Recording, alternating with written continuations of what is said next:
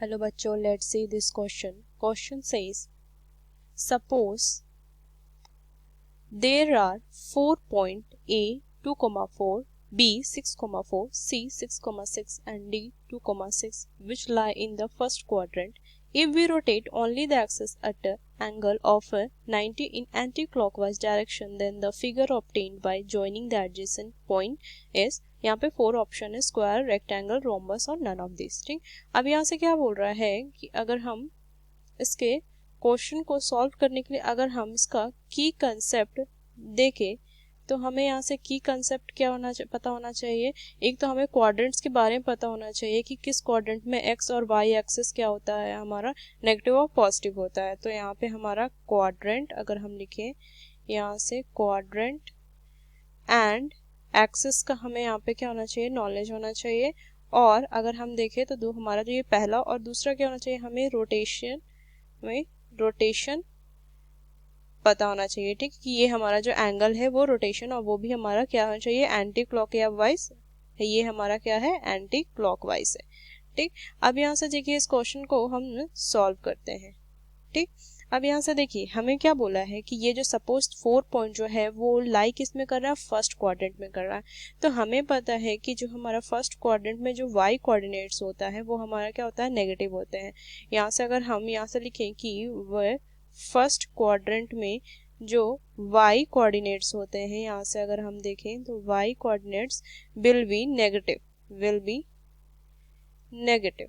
तो यहाँ से हम क्या लिख सकते हैं कि हमारा ए जो हो जाएगा उसके कोऑर्डिनेट्स क्या हो जाएंगे, 2, -4. बी के कोऑर्डिनेट्स हो जाएंगे 6, -4 और यहाँ से सी के कोऑर्डिनेट 6, -6 और यहाँ से हमारा डी के कोऑर्डिनेट्स हो जाएंगे 2, -6. ये हो जाएगा. ठीक, अब यहाँ से हम क्या करते हैं, ए बी फाइंड करते हैं. ठीक, और ए बी हम फाइंड कैसे करेंगे, डिस्टेंस फार्मूला से.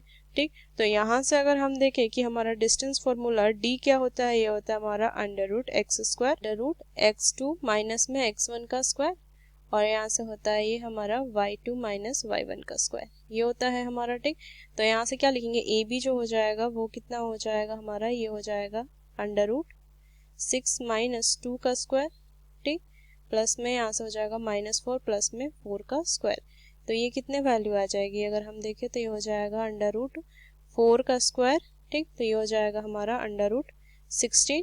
तो यहाँ से हमारा ए बी की जो वैल्यू आ जाएगी वो 4 यूनिट्स आ जाएगा. ठीक, तो इस तरीके से हमने ए बी की यहाँ पे फाइंड किया. अब यहाँ से अगर हम देखें तो बी सी फाइंड करेंगे. ठीक, इसी के लिए हम फाइंड काउंट करेंगे तो ये हो जाएगा √ यहाँ से लिखेंगे हम 6 माइनस 6 का स्क्वायर प्लस में यहाँ से हो जाएगा -6 प्लस में 4 का स्क्वायर. ये होगा. ठीक, अब यहाँ से अगर हम देखें तो ये तो हमारा 0 हो जाएगा और ये कितना हो जाएगा, -2 का स्क्वायर. तो ये कितना हो जाएगा, यहाँ से लिखेंगे -2 का स्क्वायर. ठीक, तो ये कितना हो जाएगा, यहाँ से आ जाएगा हमारा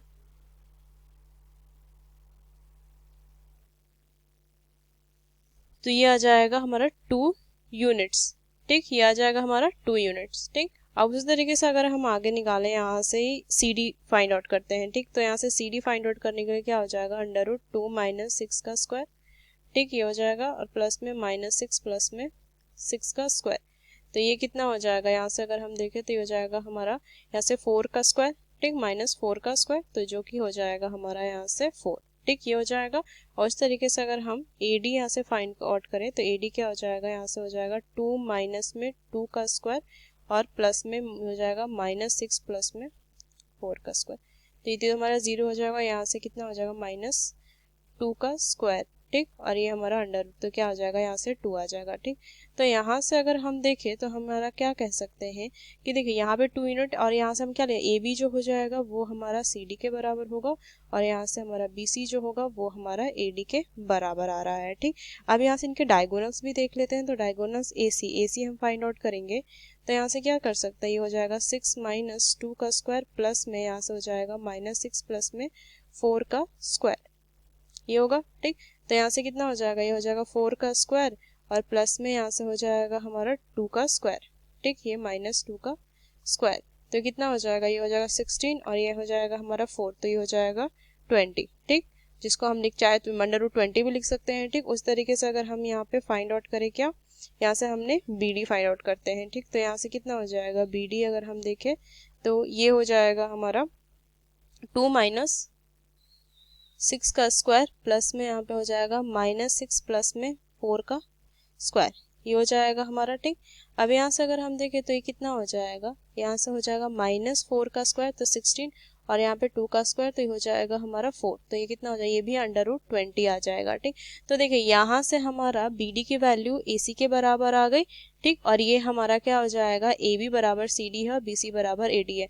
तो यहाँ से हम क्या लिख सकते हैं कि अगर हमारा AB बराबर है किसके, AB बराबर आया CD के, ठीक।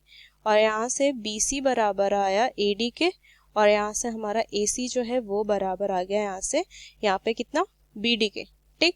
तो यहाँ पे क्या कर सकते हैं, जो एंगल है वो सामने वाले, जो साइड है वो सामने वाले साइड से हमारा बराबर है और डायगोनल भी बराबर है, तो ये जो फिगर बनेगा वो क्या हो जाएगा, ये जो ABCD जो हो जाएगा, ABCD इज ए रेक्टेंगल, ठीक। ये हमारा क्या हो जाएगा, क्या फिगर हो जाएगा, ये हमारा रेक्टेंगल हो जाएगा, ठीक। अब यहाँ से अगर हम इसको प्लॉट कर दे अगर हम, ठीक, तो ये हमारा देखिए ये हमारा इस तरीके का फिगर बनेगा ना, कुछ इस तरीके का, ये हमारा ये क्या हो गया है कि ये रेक्टेंगल बन गया, ठीक।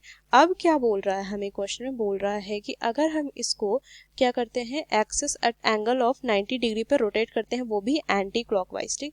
तो यहाँ से देखिए, अब देखिए यहाँ पे क्या बोल रहा है कि हमें 90 डिग्री एंटी क्लॉकवाइज, मतलब कि ये एंटी क्लॉकवाइज मतलब कि इस डायरेक्शन में, ये हमारा एंटी क्लॉकवाइज इस डायरेक्शन में जाएगा, तो ये 90 डिग्री जो हमारा मूव होगा, तो यहाँ से क्या हो जाएगा, जो एक्स एक्सिस है यहाँ से वो एक्स एक्सिस के यहाँ आ जाएगा, वो यहाँ पे आ जाएगा, एक्स एक्सिस इस तरीके से बन जाएगा, ठीक। देखिए यहाँ से हमारा इस तरीके का फिगर बना, एक्स एक्सिस यहाँ जो था यहाँ पे आ गया, और वाई एक्सिस यहाँ था जो यहाँ पे आ जाएगा 90 डिग्री पे मूव करने पे, ठीक। अब यहाँ से क्या करेंगे, जो हम कोऑर्डिनेट्स है उसको बस यहाँ पे हम पुट कर देंगे। देखिए तो ए कोऑर्डिनेट्स क्या हो जाएगा, ये हो जाएगा 2, -4, बी कोऑर्डिनेट्स जो हो जाएगा 6, -4, और सी कोऑर्डिनेट्स जो हो जाएगा 6, -6, और डी कोऑर्डिनेट्स जो हो जाएगा वो 2, -6। बस इसको क्या करेंगे, हम इस प्लॉट पे यहाँ पे ग्राफ पे प्लॉट कर देंगे, तो ठीक। तो ए हमारा क्या है 2, -4, तो यहाँ पे आएगा ये ए पॉइंट, ठीक। ये आ जाएगा 2, -4, ठीक।